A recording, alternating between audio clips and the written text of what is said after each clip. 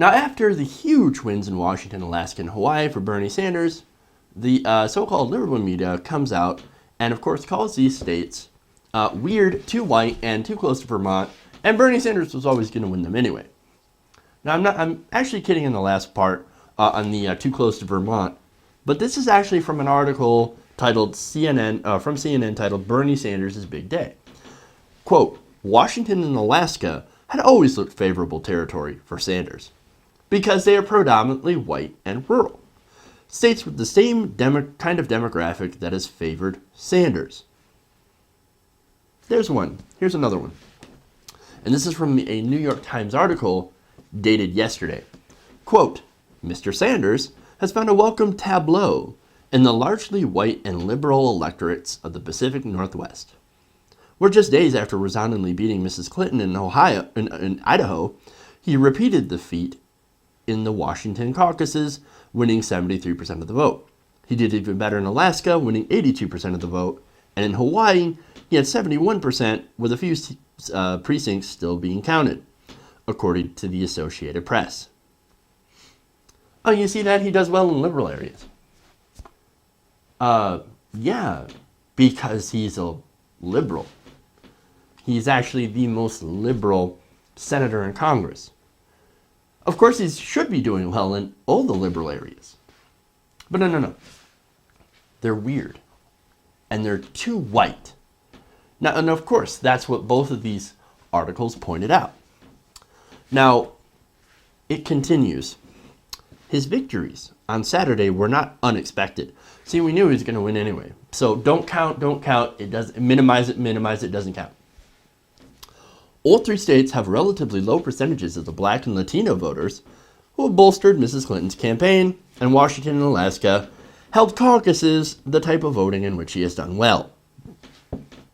Well, once again, there you go. It doesn't count. His victories in these states doesn't matter because they're too white and they all have weird caucuses. Now, you might think that that's a punchline, and I've certainly used it as one. But that's exactly what these outlets actually are saying. They're saying this. It's not a joke. They're actually saying seriously, Hawaii. Look at Hawaii. It's too white. Too weird, too white, caucus, whatever. It doesn't matter. In fact, here's a Politico article the day before the Western primary. Quote, Washington State and Alaska are heavy on white Democrats, a core Sanders constituency, and have relatively few African Americans. Well, okay. African Americans.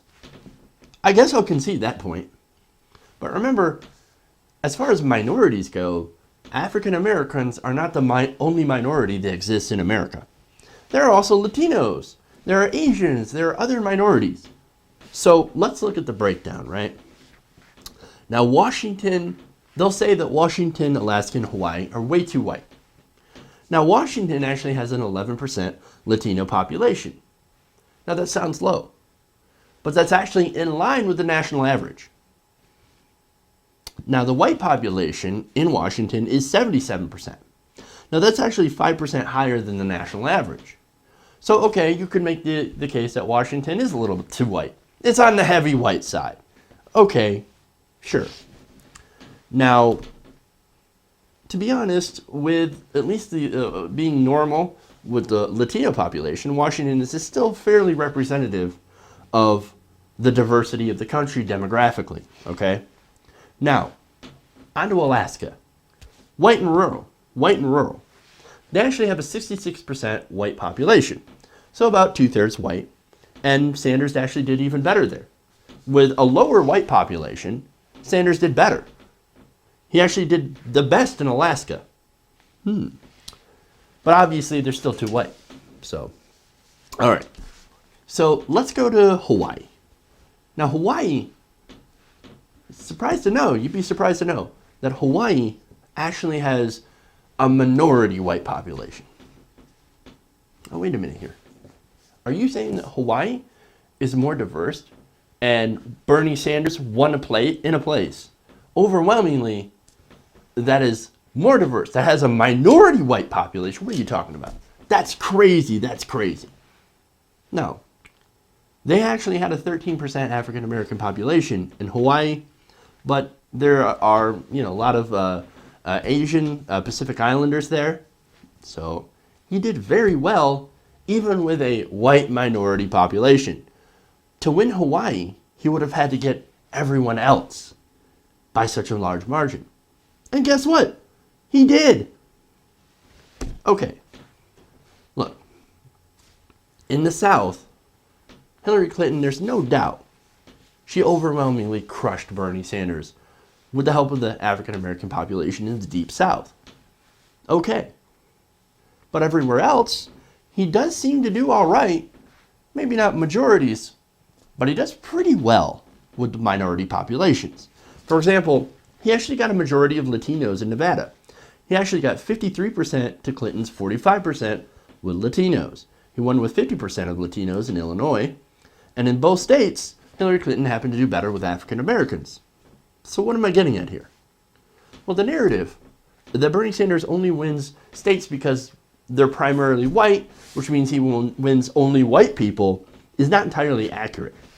Now, if you actually consider mixed race voters, Sanders and Clinton have actually won 3 of the 10 most diverse states in America. That's when you count mixed race voters. Now, some mainstream media outlets will point to that and just count them among white people. You're mixed race, but we're going to call you white anyway. Okay, interesting. That's not necessarily true. They're mixed race. Just like Obama's mixed race. I'm not going to sit and call him white because that's inaccurate. It's just not accurate. All right. So let's go through the most diverse states that Clinton and Sanders win. Because remember, we've had 6 states so far that are on the list of the 10 most diverse states in America.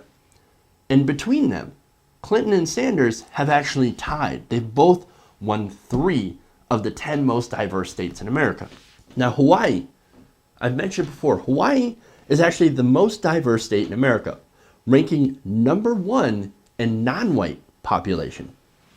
He actually also did very well in Alaska. Alaska is the 5th most diverse state in America. And the 10th most diverse is Washington. Now for Clinton, she won Nevada. Not by a huge margin, by the way. That is the 3rd most diverse state in America. Now she also won Virginia by a very, very large margin, which is the 9th most diverse. As well as Arizona, which is the 8th most diverse state. And Arizona wasn't a blowout, but it was a fairly big win. Certainly not by the margins that Bernie Sanders had won all 3 of the Western primary states on Saturday. These are facts. These are facts. Now, the rest of the diverse states haven't voted yet. And they include California and New York. So, those are big states coming up. Now, Bernie Sanders does pretty well and gets blowouts in more diverse states. Well, that looks pretty good for California and New York. But of course, that's just my guessing based on what the information I have.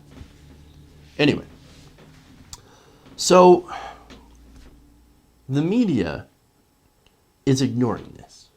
No surprise there, right? As well as Sanders' strong performances in, demographically speaking, the middle half of the U.S. Those are actually ranked 13th through 38th in terms of their white population. Now, all that is in order to spin a narrative that Sanders is only supported by white people and therefore doesn't represent an inclusive America. Why? Because he simply doesn't do well with African Americans. But as I said, African Americans aren't the only minority that exists. And more importantly, African American voters, they're not monolithic.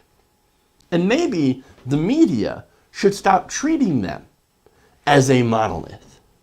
You see, there's a lot of young African American Sanders supporters. There's also a lot of young Latino Sanders supporters. There's a lot of Asian Sanders supporters. I mean, you name it. They're also like, let's look at older voters too. And get away from race for a second. Older voters tend to also skew Clinton, but there are also many older voters that are backing Senator Sanders. It turns out that not everybody is a monolith. But to continue the misleading narrative that Bernie Sanders does not get minority support because he lost the African American vote in the Deep South and in other places, Texas and Florida, is not being honest and actually does his minority supporters a huge disservice. As I said, there are a lot of African American, there are a lot of Latino Sanders supporters that are looking at this and going, wait a minute. You're saying that Bernie Sanders gets all of support from white guys. Not true. I support Senator Sanders and I support him on the issues. There's also a couple of really great other YouTube hosts. Benjamin Dixon, I can think of one. Benjamin Dixon Show, right?